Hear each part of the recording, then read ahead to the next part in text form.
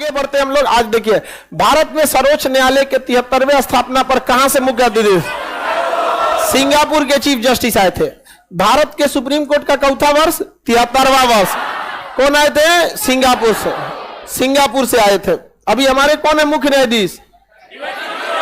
D Y Chandrachud. बताइए 60 की as में बाल पूरा काला है, समझ में ही नहीं गया। पहले जमाने में खान पीन ठीक ठाक होता था। हमको देखो लगता है 43 और बकलिया कहती है। आगे बढ़े, किसी को कोई दिक्कत नहीं। हमारे मुख्य न्यायाधीश डीवाई चंद्रचूड़। लद्दाख में पहला जैव विविधता विस्तार स्थल की घोषणा, विरासत स्थल, जैव विविधता विरासत स्थल यायासो। यायासो, यायासो। देखिए टी साइलेंट होता है। यायासो झील, कौन से झील को? यायासो, यायासिल। चिल्का झील कहां है? उड़ीसा।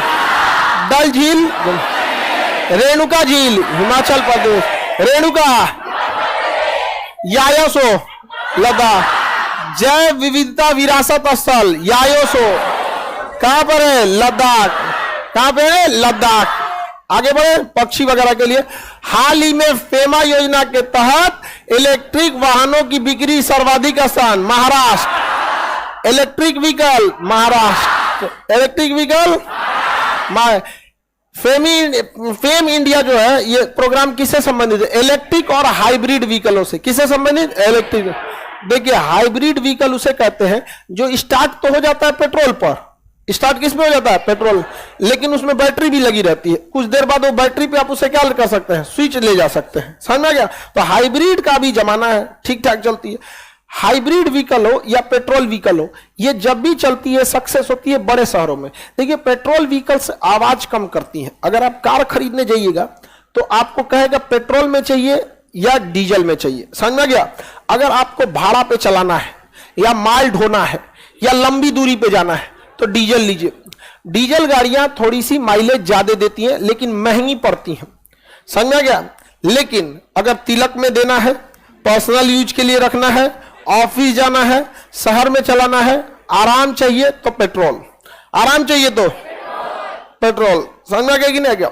अब वो आपकी जरूरत के हिसाब से। अब देखिए इलेक्ट्रिक व्हीकल से दूर जाने में दिक्कत होती है। क्यों? हाईवे पे अगर आप जा रहे हैं और आपको फ्यूल खत्म हो गया तो आपको हर 30-40 किलोमीटर पे इतना इकोसिस्टम बना हुआ है कि पेट्रोल पंप मिल जाएगा। अगर पेट्रोल पंप दूर है ना तो वहां के लोकल को पता है कि पेट्रोल पंप दूर है तो एगो ललका संतरा भर रसना घोल के रख ले रहता है सब। अगवा देखिए ना, रसना घोल, पेट्रोल थोड़ी भरा गया, उड़ जाएगा पेट्रोल उसमें से। उसमें रसना घोल के रखे रहता है अगवा, टेबल वेबल लगा के कि मतलब यहाँ पेट्रोल मिलता है और जाइएगा तो पेट्रोल भर देगा। समझदारी होती है, पेट्रोल रखेगा तो पेट्रोल उड़ जाता है। 1 लीटर रखेगा ना, शाम तक में उसमें 200 ग्राम उड़ जाएगा तो महंगा आता है। तो उस जानबूझ के पता चलेगी पेट्रोल है। पेट्रोल पंप का तो साइन नहीं मार सकते हैं। अब कुछ कुछ पेट्रोल रख देता है, पेट्रोल भी रख देता है, लेकिन पेट्रोल उड़ता है ज्यादा। समझदार रहेगा तो पेट्रोल ना उड़े।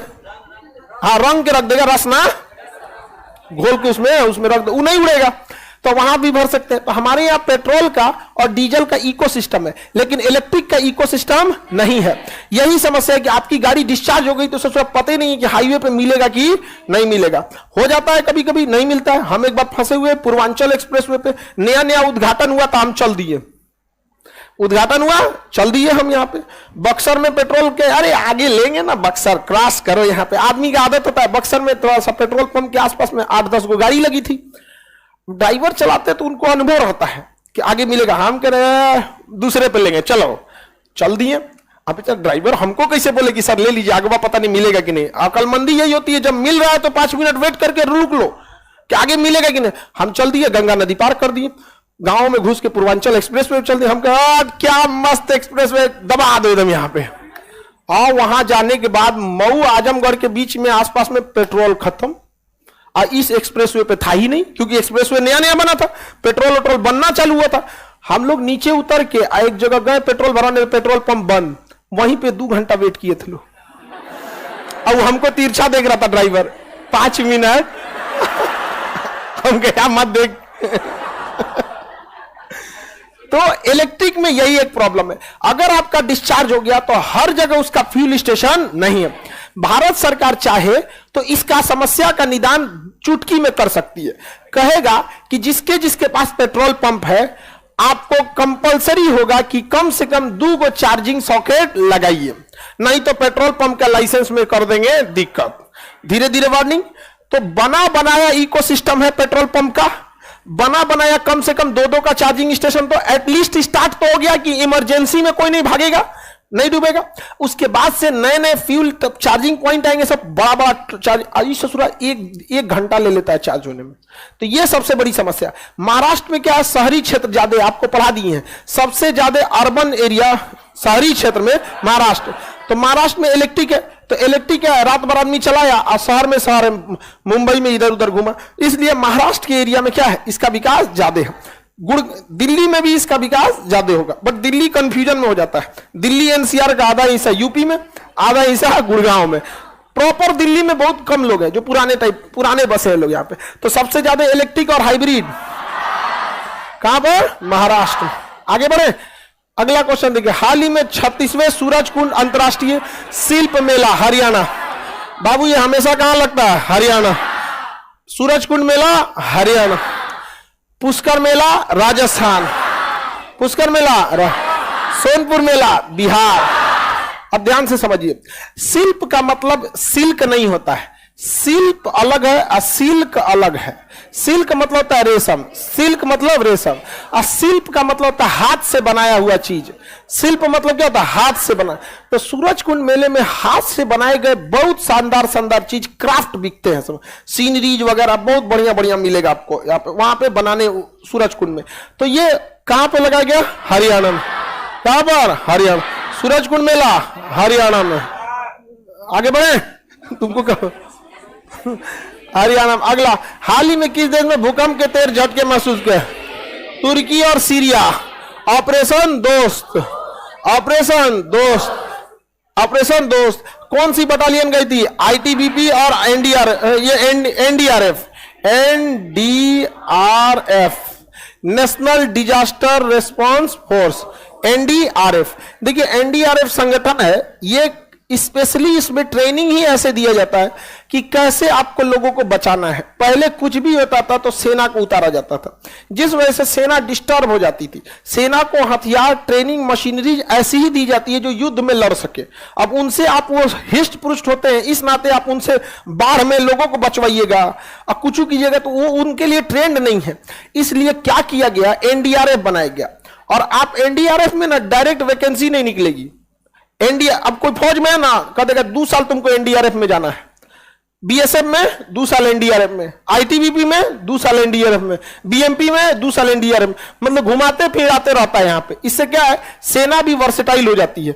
युद्ध की ट्रेनिंग लिया ही, अब 2 साल डेपोटेशन पे कहां भेज देगा, एनडीआरएफ में भेज देगा। अब 2 साल एनडीआरएफ में रहिए, कहीं बाढ़ आ गया, आग लग गया, इस सब में, तो वो एनडीआरएफ समझिए ना कि उस मिली जुली सबकी चीज है उसमें। इसलिए आप देखेंगे ना, हर पैरामिलिट्री, मिलिट्री, आरपीएफ, सीआरपीएफ कहीं से भी उठा के डाल दिया जाता है सही पे। तो ये बेहतरीन व्यवस्था है कि नहीं। इससे फायदा क्या है कि हमें बिना कुछ खर्च किए ऑटोमेटिक एक संगठन तैयार हो गया, कौन सा, एनडीआरएफ।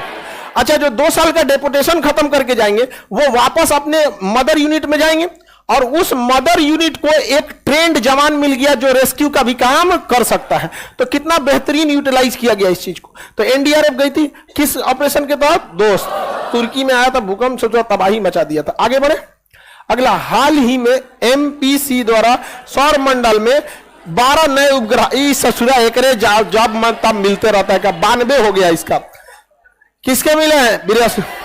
लेकिन इस भ्रम में मत रहिएगा कि इसको काउंट कर लेंगे, इसके पास टोटल 92 हो गया, लेकिन मान्यता प्राप्त 16, मान्यता प्राप्त 16, शनि का 21। इसीलिए अगर मान्यता प्राप्त अधिक उपग्रहों को कहेगा तो शनि, और इसे गिनती में तो 92-93 जारी है। यहाँ पे सबसे बड़ा उपग्रह, हाँ, बृहस्पति, मान्यता प्राप्त शनि, ऐसे में बृहस्पति। तो किसका खोजा गया है, बृहस्पति। हाँ, तो देखिए हमेशा जब भी देगा तो मान्यता प्राप्त बोलेगा, इसलिए कोई कंफ्यूजन नहीं। सर्वाधिक उपग्रह शनि, काम खत्म। दिमाग मतलब लगाना छोड़ दिए, सीधे शनि। आगे बढ़ जाते हैं, शनि उपग्रह हो गया। बताइए तो इस जोन को क्या कहते हैं हम लोग? क्यूपरर जोन, क्यूपरिक बेल्ट कहते हैं। और यहां पे क्षुद्र ग्रह की पेटी पढ़ा दिए जो आप लोग। प्रधानमंत्री नरेंद्र मोदी ने किस राज्य में तुमकुरू में हिंदुस्तान एरोनॉटिक्स लिमिटेड का हेलीकॉप्टर कारखाना कहां खोला गया है? तुमकुरू। आइए, तुमकुरू कहां है? कर्नाटक में। तुमकुरू हेलीकॉप्टर परियोजना कर्नाटक। यहां पर हेलीकॉप्टर बनाए जाएंगे HAL द्वारा, ध्रुव, चीता, चेतक, ये इस टाइप के LCA हेलीकॉप्टर बनाए जाएंगे। हालांकि हम लोग अपाची और चुनुक जैसे एडवांस हेलीकॉप्टर अमेरिका से खरीद के लाते हैं। तो ये कहां पर है? कर्नाटक में।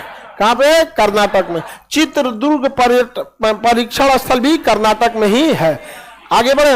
अगला, 3 बार ग्रैमी पुरस्कार जीतने वाले एकमात्र भारतीय संगीतकार रिकी केज।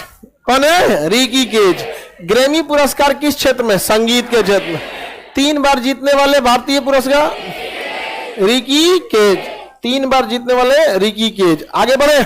अगला क्वेश्चन कह रहा है, किस राज्य सरकार ने इस्लाम नगर का नाम बदलकर जगदीशपुर कर दिया? मध्य प्रदेश। कहां पर? मध्य, यहां है मध्य प्रदेश। ऑप्शन नहीं दिख रहा था, मध्य प्रदेश में। आगे बढ़े। कहां पे? मध्य प्रदेश में। अगला, हाल ही में पहला सरस आजीविका मेला जम्मू कश्मीर। सरस आजीविका मेला जम्मू कश्मीर। देखिए, जम्मू कश्मीर को ट्रेडिशन को बढ़ावा देने के लिए, वहां टूरिज्म को बढ़ावा देने के लिए भारत सरकार बहुत कुछ कर रही है। उसी में यह भी एक मेला है। इसमें वो लोग अपना, जैसे सूरज कुंड है ना, शिल्प कला को बेचेंगे, वैसे वो लोग भी जम्मू कश्मीर में इसको बढ़ावा देंगे। आगे बढ़े। कहां पे है? जम्मू। सरस आजीविका मेला कहां पे? जम्मू कश्मीर। आगे बढ़ जाए। अगला क्वेश्चन कहता है, हाल ही में यात्रियों के लिए व्हाट्सएप फूड डिलीवरी सुविधा railway, WhatsApp food delivery Indian railway. बाकी सब में फूड डिलीवरी कौन सी ऊपर पहले से बुक करके ले जाना होता है। एयर इंडिया में जाइएगा, कंपलसरी खाना देवे करेगा। विस्तारा में खाना देगा ही। विस्तारा में भी 3 कैटेगरी, इकोनॉमी में नॉर्मल खाना, प्रीमियम इकोनॉमी में अच्छा खाना, बिजनेस क्लास में एकदम दामाद की तरह इज्जत। समझ में गया? एयर इंडिया में भी दो कैटेगरी, इकोनॉमी में नॉर्मल खाना, बिजनेस में दबा के खाना आपको मिलता है। बिजनेस क्लास को बहुत ध्यान रखा जाता है। तो बिजनेस क्लास का किराया भी होता है। अगर आप नॉर्मल जा रहे हैं इकोनॉमी क्लास से दिल्ली, तो औसतन अगर 5,000 लग रहा है, तो उसी दिन कम से कम 25,000 लगेगा बिजनेस क्लास का। बिजनेस क्लास की सीट भी चौड़ी रहती है, और बाकी लोगों ना देख सके तो पर्दा खींच दिया जाता है, अलगे रख दिया जाता है उन सबको ठीक ठाक ऐसे। वहां पे ज्यादातर नेता, विधायक, मंत्री उसी में मिल जाते हैं लोग। अरे हम पीछे बैठते हैं, हमको तुम काहे समझते हैं? हम अलग दिखते हैं।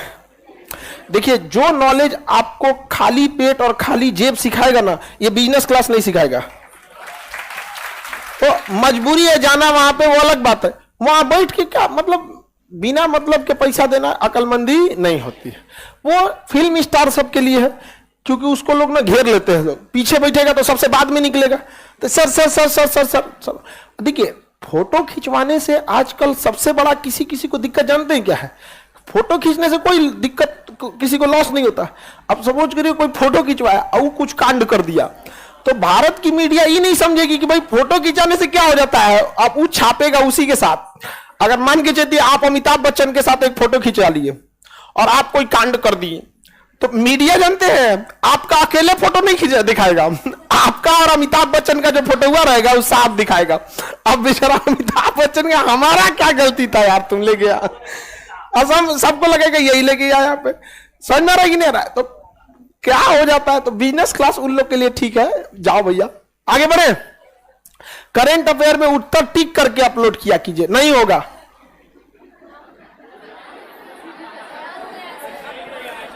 नहीं दिया जाएगा, नहीं देना जी आंसर, नहीं मतलब नहीं। Indian railway. आगे बढ़े। व्हाट्सएप पे अपना PNR डाल दीजिए, आप जहां पे हैं अपना डाल दीजिए, हमको खाना चाहिए, PNR नंबर डाल दीजिए। पीएनआर नंबर से पता चल जाता है कि ट्रेन कौन सी है आपकी, पीएनआर से सब पता चल जाता है कि ट्रेन नंबर कौन है, सीट नंबर कौन है, कहां जा रहे हैं, सारा डिटेल हो जाता है पीएनआर से। टिकट का आधार कार्ड होता है पीएनआर, जहाज का भी पीएनआर होता है, ट्रेन का भी होता है, पानी वाली जहाज का भी। आपको खाना ले आके दे देगा, लेके खा लीजिए। बिजनेस, अब ट्रेन का जो फर्स्ट क्लास होता है ना, वो तो और खतरनाक होता है, हर घंटे खाना दिया जाता है, उसमें लोग मनाते हैं 2 घंटा और लेट हो जाए, ले आओ ससुरे और ले आओ, खिलाओ। आगे बढ़े। हाल ही में नेशनल आइस हॉकी की ITBP, national ice hockey ITBP, national ice hockey ITBP, national ice hockey ITBP. आगे बढ़े, लाइव वाले लोग देखो ध्यान से। यूनेस्को द्वारा किसे दुनिया का पहला जीवित विरासत विश्वविद्यालय घोषित किया? विश्व भारती। विश्व भारती रविंद्रनाथ टैगोर के समय पश्चिम बंगाल, रविंद्रनाथ टैगोर के समय पश्चिम बंगाल, विश्व भारती विश्वविद्यालय। इसमें साहित्य, कला, इस सब को, संगीत, इस सब की शिक्षा चलती है। देखिए, विरासत उसे कहते हैं जो मर गया लेकिन उसे संभाल के रखना जरूरी है। लेकिन यह यूनिवर्सिटी मरी नहीं है। हमारे लिए नालंदा विरासत हो सकती है, क्योंकि ओरिजिनली नालंदा को जला के खत्म ही कर दिया गया था, हमने उसे दोबारा जीवित किया। तक्षशिला को पता नहीं पाकिस्तान वाला छोड़ा भी है, सबकी गायबे कर दिया है क्योंकि तो रावलपिंडी में है, पता नहीं वहां पे बकरी बांध रहा होगा सब मुर्गा लड़ा रहा होगा उसमें। तो हमारा तक्षशिला विरासत है, जीवित नहीं है। नालंदा जीवित नहीं, उसे हम लोग ने दोबारा जीवित किया। लेकिन विश्व भारती विश्वविद्यालय अभी भी जीवित है, उसमें शिक्षा चल रही है, सब बेहतरीन ढंग से। इसलिए यह पहला, दुनिया का पहला ऐसा विरासत है जो अभी भी जीवित है। जैसे गांधी जी जिंदा रहते तो जीवित विरासत हो जाते, अभी हमारे लिए विरासत है लेकिन क्या हो जाते हैं? जीवित विरासत। आगे बढ़े तो जीवित विरासत पहली भारत कौन है? विश्व भारती। विश्व भारती कहां पे है? पश्चिम बंगाल, पश्चिम बंगाल। आगे बढ़ जाए, किसी को कोई दिक्कत नहीं है, यूनेस्को में इसे शामिल किया गया। रविंद्रनाथ टैगोर के समय उद्घाटन हुआ था इसका। अगला, हाल ही में प्रधानमंत्री ने कुसुम योजना को कब तक बढ़ा दिया? 2026। कब तक? 2026। कुसुम योजना किसानों के लिए है, वो इलेक्ट्रिसिटी के आधार, इलेक्ट्रिक पैनल लगा के मोटर पंप को लगा सकते हैं। इलेक्ट्रिक पैनल लगाएंगे, उससे बनेगा बिजली, वो डीसी बिजली बनाएगा डीसी मोटर को, और वो मोटर पानी को फेंक देगा। तो ये किसानों के लिए एक अच्छी योजना है, कुसुम योजना। आगे बढ़ जाए, कब तक इसका डेट बढ़ा दिया गया? हाँ, 2026 तक। कुसुम योजना किसानों के किससे? Solar pump, solar pump, solar से एनर्जी लेगा, पंप से पानी को फेंक देगा। सोलर पंप किसानों के लिए, सिंचाई बहुत जरूरी है। किसान का तो पैसा सिंचाई में बहुत ज्यादा चला जाता है। सिंचाई, किसान में 3 जगह लॉस होता है। पहला, उसका सिंचाई में चला जाता है पैसा बर्बाद। दूसरा, कीटनाशक, उसमें जो कीड़ा खा जाएंगे सब, समझा गया? तो कीड़े मारने के लिए लियोर सबसे अच्छा इलाज होता है। लियोर एक ऐसा लिक्विड होता है जिसका सुगंध जो होता है ना, फीमेल मक्खी, मतलब फीमेल फतिंगी जैसा होता है। तो जितना मेल है सब ना, उछल आता है सब, लगता है कोई नई नई इधर आई है, समझ में आ गया? तो लियोर जो होता है, इसे कटोरी में पानी रख दिया जाता है। कटोरी में क्या रख दिया जाता है? पानी। अब इस पानी में 2 ढक्कन मट्टी तेल डाल दीजिए, नहीं तो पनिया पे मछड़वा तैर जाएगा। इसमें एगो लकड़ी लगा के क्या बांध दिया जाता है? लियोर। लियोर लगा दिए, अब लियोर सुगंध देगा, अकुल आगे पीछे घूमेगा, अरे किधर दिख नहीं रही है, अकुल मेल ससुरा मर जाएगा सर। और जब मेल मर गया तब वो अकेले बचेगी। कौन? उसकी कन्या। अब जब उसकी कन्या अकेले बचेगी तो अंडा उंडा नहीं दे पाएगी। तो जो उत्पादन उसका कीड़े मकोड़े का जो उत्पादन बढ़ रहा था, अब क्या हो जाएगा? सीमित हो जाएगा। तो पहले जो ज्यादा फसल खराब हो रही थी, अब थोड़ी सी फसल खराब हो जाएगी, खानदान दर खानदान नहीं ना बढ़ेगा। तो यही सब चीजें यहां पे समझ गया कि नहीं? किसान समझदार रहता है तो उसमें बैटरी लेके इसमें लाल रंग का छोटका लाइट जोड़ देता है, तनी सा, अरे छोटा सा सेल आएगा, लाइट बांध दीजिए। अब रात भर वो काम कर रहा है, दिन में सुगंध से और रात में लाइट वारे, ललका लाइट कौन चाहिए? ललका लाइट, नीचवा क्या है? पानी। अरे पगला होता है सब, बार बार इधर उधर घूमेगा सब। अब दिन में आइए, ऊपर इतना रहेगा, फेंक दीजिए, चाहे ऊपर से काच के भूज दीजिए, पैक करके चाइना भेज दीजिए, छान के उसमें गुल मिर्च डाल के कहां भेज दीजिए? चाइना। खा जाओ, सोच रहे इतना ही। तो 26 में तो एक तो ये कीटनाशक बर्बाद करते हैं। उसके बाद किसान का सबसे बड़ा लॉस जानते हैं क्या होता है? जब वो धनिया बोता है तो धनिया 300 रुपया किलो, जब किसान धनिया काटता है तो 20 रुपया किलो। एक ये भी समस्या है। तो खैर कुसुम योजना अच्छा है, वो अपना पंप लगा सकता है। आगे बढ़ जाए 2026 तक, संसद की भी तो 2026 तक बढ़ेगा। हाल ही में ग्रीन बॉन्ड जारी करने वाला इंदौर पहला नगर निगम बन गया ग्रीन बॉन्ड जारी कर रहा। ग्रीन बॉन्ड जारी करने वाला इंदौर, सबसे स्वच्छ शहर इंदौर। देखिए बॉन्ड क्यों जारी किया जाता है? बॉन्ड का मतलब होता है जैसे हम आपसे कहते हैं कि आप हमको कर्जा दीजिए। हमको अगर मान के चलिए बिजनेस करना है, कोई काम करना है हमें, तो हमें पैसा चाहिए। जैसे गो फर्स्ट एयरवेज बिक रही है, हम चाहते हैं कि हम ही खरीद ले, पैसे नहीं है, तो हम क्या कर सकते हैं? पैसा लाएंगे, बैंक से लेंगे पैसा, तो पूछेगा क्या करेंगे? तो जब 25 को पूछेगा, कहेंगे गो फर्स्ट खरीदना है, तो कहेगा वो अपने डूब रही है, जाइए यहां से। लेकिन आपसे मांगेंगे तो आप नहीं पूछेंगे। तो हम क्या करेंगे? खूब बढ़िया डिजाइनदार एगो कागज छपवाएंगे, रसीद, और उसमें लिखेंगे bond issued by Khan sir. इधर खूब कुछ रंगीन रंगीन पेपर में खूब अच्छा, जैसे मार्कशीट कैसे रहता वैसे दे दिया, और कह देंगे ये बॉन्ड आप खरीद लीजिए। ये बॉन्ड क्या करिए? खरीद लीजिए। एक बॉन्ड 1000 का आएगा, जितना खरीदना है उतना आप क्या कर लीजिए? बॉन्ड खरीद लीजिए। हम आपको इस पर 5% का रिटर्न देंगे। समझ में गया? तो आपको भरोसा है, आप खरीद सकते हैं। अब ऐसे करते करते अगर हमारा 1 लाख बॉन्ड बिक गया, तो इसमें 5 को जीरो बढ़ा दे, इकाई दाई सैकड़ा हजार 10,000 लाख 10 लाख करोड़, 10 करोड़ आ गया कि नहीं? 10 करोड़ फटाक से आ गया। 10 करोड़ डूबेगा तो आप लोग को लॉस होगा, नहीं समझे? तो जब किसी कंपनी को या किसी संस्था को पैसा लेना होता है, तो बैंक अगर नहीं दे रही है तो किससे ले ले? बॉन्ड। अच्छा, पब्लिक दबाव भी नहीं बना पाएगी, क्योंकि 1 लाख लोग इस कागज को खरीद के ले गए हैं, तो 1 लाख में कई गो आएगा मांगने के लिए? 2 गो 3 गो। अब पब्लिक के पास ज्यादा पावर नहीं ना होता है। बैंकों तो सोचो पूरा ऑर्गेनाइजेशन के साथ उठ के चल जाएगा, हमारा पैसा लूट लिया, भाग गया यहाँ पे। तो यही बॉन्ड इशू किया जाता है। तो इंदौर को भी ना अपना एक बिजली घर बनाना है। क्या बनाना है? बिजली घर। सोचिए नगर निगम कितना आगे है। अब उसको इस मेगावाट क्षमता का बनाना है, उसके पास पैसा नहीं है, गया होगा सरकार से मांगने, तो सरकार क्या होगा कि हमको तो भोपाल को भी देखना है, हमको तो इंदौर झांसी को भी, इसको ग्वालियर को भी देखना है, सबको देखना है, तुम्ही को क्यों दे पैसा? तो क्या होगा? मत दो, ला देते हैं अपना बॉन्ड। ला दिया बॉन्ड, पब्लिक खरीदेगी बॉन्ड, पब्लिक को मिलेगा कागज वाला झुनझुना, और पब्लिक का पैसा गवर्नमेंट को। तो इससे इकोनॉमी में भी क्वेश्चन पूछेगा कि जब सरकार या संस्था अपना बॉन्ड बेचती है, तो लोगों के पास रखा हुआ कैश पैसा अर्थात तरलता बढ़ता है कि घट जाता है? घट जाता है, क्योंकि पब्लिक लेगा कागज और बदले में देगा पैसा। तो बॉन्ड बेचना आरबीआई भी अलाउ करती है। तो बॉन्ड जारी करने वाला पहला नगर निगम, सोचिए कोई शहर इतना भी सोच रहा है। और हमारे यहां पटना नगर निगम बॉन्ड कोई भी बनवा सकता है, इतना भी आसान मत समझना। नहीं, ऐसा मत समझिए कल बॉन्ड बनवा देंगे आप। आरबीआई के गाइडलाइंस है सब उस पे। अब नगर निगम एक संगठन है, उसके लिए चीजें क्या होती हैं? आसान रहती है। मत सोचिए कल अपना बॉन्ड निकाल देंगे। नगर निगम क्या देखिए क्या कर रहा है? इंदौर अपने जल पंप स्टेशन के लिए, जिससे वो पानी पहुंचाता है स्टेशनों पे, 60 मेगावाट सौर संयंत्र के लिए 244 करोड़ रुपए जुटाने के लिए क्या ला दिया? ग्रीन बॉन्ड ला दिया। सोचिए एक नगर निगम कितना है? 200 कितना करोड़? मतलब 250 करोड़। सोचिए 250 करोड़ रुपए का इंतजाम अपने कर लिया।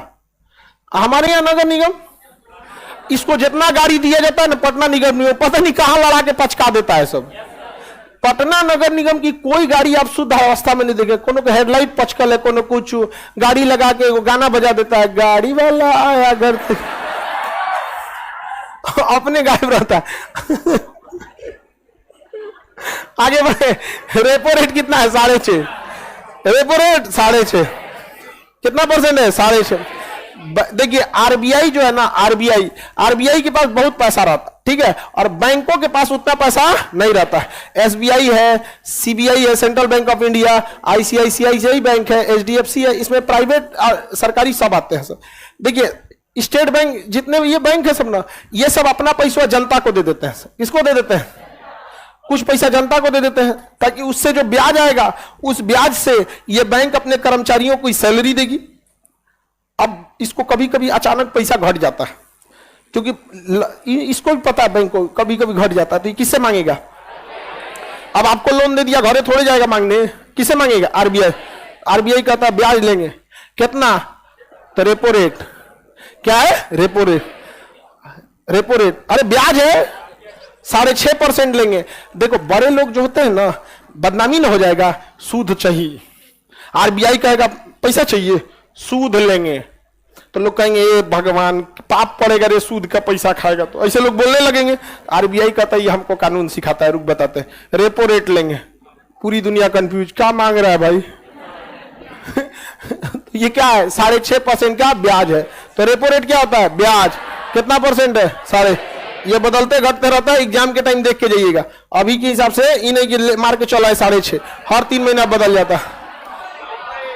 काला घोड़ा कला महोत्सव, काला घोड़ा आर्ट फेस्टिवल मुंबई, काला घोड़ा art festival Mumbai, purple festival, purple festival, Sarang festival IIT Madras, Sarang festival IIT.